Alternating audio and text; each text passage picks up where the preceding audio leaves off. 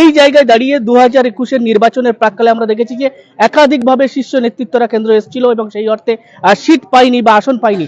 এই বিষয়ে আবার ফের নরেন্দ্র মোদী তিনি ডেলি প্যাসেঞ্জারি করছে, কোথাও আশাস্বরূপ ফল হবে?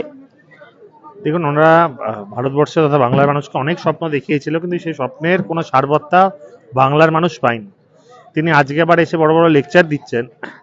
19-এর লোকসভার আগে আমরা এখন দিল্লির নেতাদের ডেলি প্যাসেঞ্জারে দেখেছিলাম। 21-এর বিধানসভার ঠিক প্রাক পূর্বে আমরা ডেলি প্যাসেঞ্জারে ছিলাম, দেখেছিলাম। কোথায় ছিলাম মাঝের এতগুলো বছর? আজকে তারা যেই রকম ভাবে বারবার মিথ্যার প্রতিশ্রুতির বন্যায় বাংলার মানুষকে ধিক্কার জানাচ্ছে, নিন্দা, বাংলার মানুষের সঙ্গে এই মিথ্যাচার করছে, তার ধিক্কার জানায়। রাত পোহালেই মেগা জনসভা কার্যত ব্রিগেড গ্রাউন্ডে। ইতিপূর্বেই আপনাদেরকে জানিয়ে রাখি যে প্রস্তুতি একেবারে শেষ পর্বে এবং আমার সঙ্গে রয়েছেন তৃণাঙ্কু ভট্টাচার্য, রাজ্য ছাত্র পরিষদের সভাপতি। একেবারে তাদের মূল স্লোগান হলো বাংলায় জনগণের গর্জন এবং বাংলায় বিজেপিদেরকে বিরোধীদেরকে বিসর্জন, এর পাশাপাশি 2024-এ মানুষের করবে অর্জন। এমনটাই কিন্তু মূল স্লোগান তৃণমূল কংগ্রেসের। তিলাঙ্কুদা, এই যে স্লোগান, অর্থাৎ যে স্লোগানটা আপনারা ইতিপূর্বেই সোশ্যাল মিডিয়াতে ছেড়েছেন যে বাংলায় জনগণের গর্জন এবং বিরোধীদের করবে বিসর্জন, 2024-এ মানুষের করবে আপনারা অধিকার। কার্যত এই জায়গায় দাঁড়িয়ে 2021-এর নির্বাচনের প্রাক্কালে আমরা দেখেছি যে একাধিকভাবে শীর্ষ নেতৃত্বরা কেন্দ্র এসেছিল এবং সেই অর্থে সিট পায়নি বা আসন পায়নি।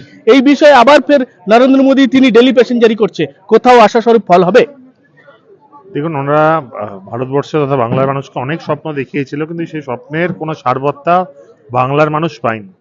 তিনি আজকে আবার এসে বড় বড় লেকচার দিচ্ছেন। 19-এর লোকসভার আগে আমরা এখন দিল্লির নেতাদের ডেলি প্যাসেঞ্জারে দেখেছিলাম।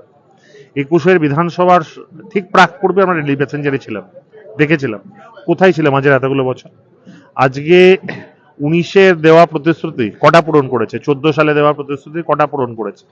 আজকে তারা যেই রকম ভাবে বারবার মিথ্যার প্রতিশ্রুতির বন্যায় বাংলার মানুষকে ধিক্কার জানাচ্ছে, নিন্দা, বাংলার মানুষের সঙ্গে এই মিথ্যাচার করছে, তার ধিক্কার। 2024-এর কি লক্ষ্যমাত্রা বেঁধে দেয় সেটাও দেখার বিষয়, কিন্তু এই মুহূর্তে কার্যত শাসক দল যেমন তারাও প্রস্তুতি নিচ্ছে 2024-এর লোকসভা নির্বাচনে, পাশাপাশি তৃণমূল কংগ্রেসও একইভাবে কোথাও 1 ইঞ্চি জমি ছাড়ছে না এবং বিরোধীরা তারাও লাগাতার আক্রমণ চালিয়ে যাচ্ছে এবং তারা সভা মিছিল মিটিং চালিয়ে যাচ্ছে।